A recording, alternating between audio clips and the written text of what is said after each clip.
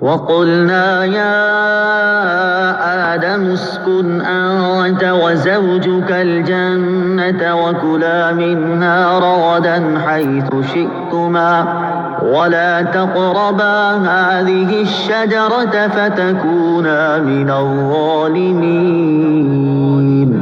فأزلهما الشيطان عنها فأخرجهما مما كانا فيه وقلنا اهبطوا بعضكم لبعض عدو ولكم في الأرض مستقر ومتاع إلى حين۔ ترجمہ: اور ہم نے فرمایا اے آدم، تم اور تمہاری بیوی جنت میں رہو اور بغیر روک ٹوک کے جہاں تمہارا جی چاہے کھاؤ، البتہ اس درخت کے قریب نہ جانا ورنہ حد سے بڑھنے والوں میں شامل ہو جاؤ گے۔ تو شیطان نے ان دونوں کو جنت سے لغزش دی، پس انہیں وہاں سے نکلوا دیا جہاں وہ رہتے تھے، اور ہم نے فرمایا تم نیچے اتر جاؤ، تم ایک دوسرے کے دشمن بنو گے اور تمہارے لیے ایک خاص وقت تک زمین میں ٹھکانا اور زندگی گزارنے کا سامان ہے۔ یا آدم اسکن انت وزوجک الجنہ، اے آدم تم اور تمہاری بیوی جنت میں رہو، تفسیر صراط الجنان میں ہے۔ یہاں سے حضرت آدم علیہ السلام اور ابلیس کا واقعہ بیان کیا گیا ہے، اور اس کا خلاصہ کچھ یوں ہے۔ حضرت آدم علیہ السلام اور ابلیس کے واقعے کا خلاصہ: حضرت آدم علیہ السلام کو سجدہ نہ کرنے کی وجہ سے شیطان مردود ہوا تھا، لہٰذا وہ حضرت آدم علیہ السلام کو نقصان پہنچانے کی طاق میں رہا۔ اللہ تعالیٰ نے حضرت آدم علیہ السلام اور حضرت حوا رضی اللہ تعالی عنہا سے فرمایا کہ جنت میں رہو اور جہاں دل کرے بے روک ٹوک کھاؤ، البتہ اس درخت کے قریب نہ جانا۔ شیطان نے انہیں وسوسہ ڈالا اور کہنے لگا کہ تمہیں تمہارے رب عز و جل نے اس درخت سے اس لیے بنا فرمایا ہے کہ کہیں تم فرشتے نہ بن جاؤ یا تم ہمیشہ زندہ رہنے والے نہ بن جاؤ۔ اور اس کے ساتھ شیطان نے قسم کھا کر کہا کہ میں تم دونوں کا خیر خواہ ہوں۔ اس پر انہیں خیال ہوا کہ اللہ پاک کی جھوٹی قسم کون کھا سکتا ہے۔ اس خیال سے حضرت حوا رضی اللہ تعالی عنہا نے اس میں سے کچھ کھایا، پھر حضرت آدم علیہ السلام کو دیا تو انہوں نے بھی کھا لیا، اور یہ خیال کیا کہ اللہ تعالیٰ کی ممانعت تحریمی نہ تھی بلکہ تنزیہی تھی، یعنی حرام قرار دینے کے لیے نہ تھی بلکہ ایک ناپسندیدگی کا اظہار تھا۔ یہاں حضرت آدم علیہ السلام سے اجتہاد میں خطا ہوئی، اور خطائے اجتہادی گناہ نہیں ہوتی، چنانچہ شیطان کے دھوکے کی وجہ سے انہوں نے اس ممنوعہ درخت کا پھل کھا لیا، اور پھل کھاتے ہی ان کے پردے کے مقام بے پردہ ہو گئے اور وہ اسے چھپانے کے لیے ان پر پتے ڈالنے لگے۔ اس وقت اللہ تعالیٰ نے فرمایا کہ کیا میں نے تمہیں اس درخت سے منع نہیں کیا تھا، اور میں نے تم سے یہ نہ فرمایا تھا کہ شیطان تمہارا کھلا دشمن ہے؟ اس کے بعد حکم الہی ہوا کہ تم زمین پر اتر جاؤ، اب تمہاری اولاد آپس میں ایک دوسرے کی دشمن ہوگی اور تم ایک خاص وقت تک زمین میں رہو گے۔ زمین پر تشریف آوری کے بعد حضرت آدم علیہ السلام ایک عرصے تک اپنی لغزش کی معافی مانگتے رہے، حتیٰ کہ آپ علیہ السلام کو اللہ تعالیٰ کی طرف سے چند کلمات سکھائے گئے۔ پھر جب آپ علیہ السلام نے ان کلمات کے ساتھ توبہ و معافی کی درخواست کی تو وہ قبول ہوئی۔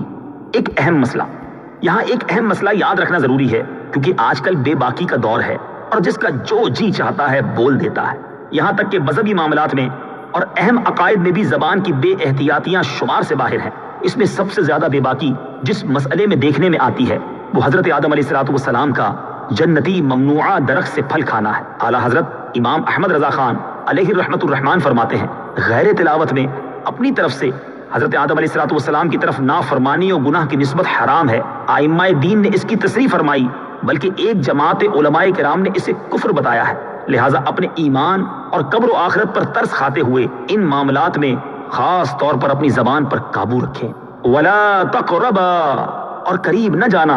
اس آیت میں اصل ممانعت درخت کا پھل کھانے کی ہے، لیکن اس کے لیے فرمایا کہ قریب نہ جانا۔ اس طرز خطاب سے علماء نے یہ مسئلہ نکالا ہے کہ اصل فعل کے ارتکاب سے بچانے کے لیے اس کے قریب جانے سے بھی روکنا چاہیے۔ جیسے بچے کے سیڑھیوں سے گرنے کا اندیشہ ہوتا ہے تو اسے صرف سیڑھیوں پر کھڑا ہونے سے منع نہیں کرتے بلکہ سیڑھیوں کے قریب بھی نہیں جانے دیتے۔ اسی طرح بیسیوں کاموں میں علماء کرام اسی اندیشے سے منع فرماتے ہیں کہ کوئی فعل بذات خود منع نہیں ہوتا، لیکن اگر لوگ اس کے قریب جائیں گے تو ممنوع کا ارتکاب کر بیٹھیں گے۔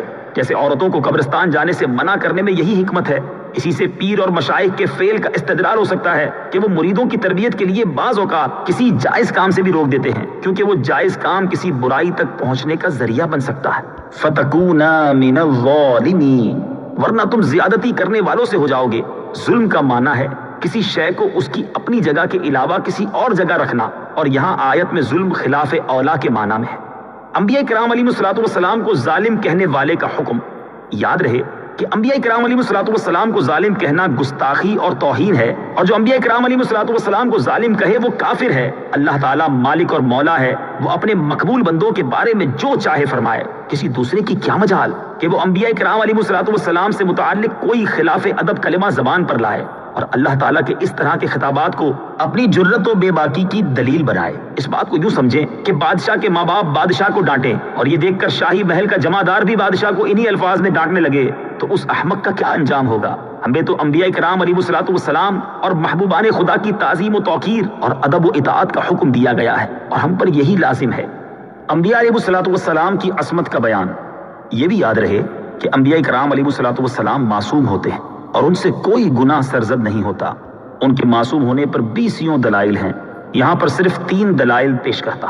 نمبر 1، انبیاء کرام علیہ الصلوۃ والسلام اللہ تعالیٰ کے چنے ہوئے اور مخلص بندے ہیں، جیسا کہ اللہ تعالیٰ نے حضرت ابراہیم، حضرت اسحاق اور حضرت یعقوب علیہ الصلوۃ والسلام کے بارے میں واضح طور پر ارشاد فرمایا، إنا أخلصناهم بخالصة ذكر الدار۔ ترجمہ، بے شک ہم نے انہیں ایک کھری بات سے چن لیا، وہ اس آخرت کے گھر کی یاد ہے۔ اور حضرت یوسف علیہ الصلوۃ والسلام کے بارے میں ارشاد فرمایا، إنه من عبادنا المخلصين۔ ترجمہ، بے شک وہ ہمارے چنے ہوئے بندوں میں سے ہے، اور جو اللہ تعالیٰ کے مخلص بندے ہیں شیطان انہیں گمراہ نہیں کر سکتا، جیسا کہ اس کا یہ اعتراف خود قرآن مجید میں موجود ہے۔ قال فبعزتك لأغوينهم أجمعين إلا عبادك منهم المخلصين۔ ترجمہ، اس نے کہا تیری عزت کی قسم ضرور میں ان سب کو گمراہ کر دوں گا مگر جو ان میں تیرے چنے ہوئے بندے ہیں۔ اس سے معلوم ہوا کہ انبیاء کرام علیہ الصلوۃ والسلام پر شیطان کا داؤ نہیں چلتا کہ وہ ان سے گناہ یا کفر کرا دے۔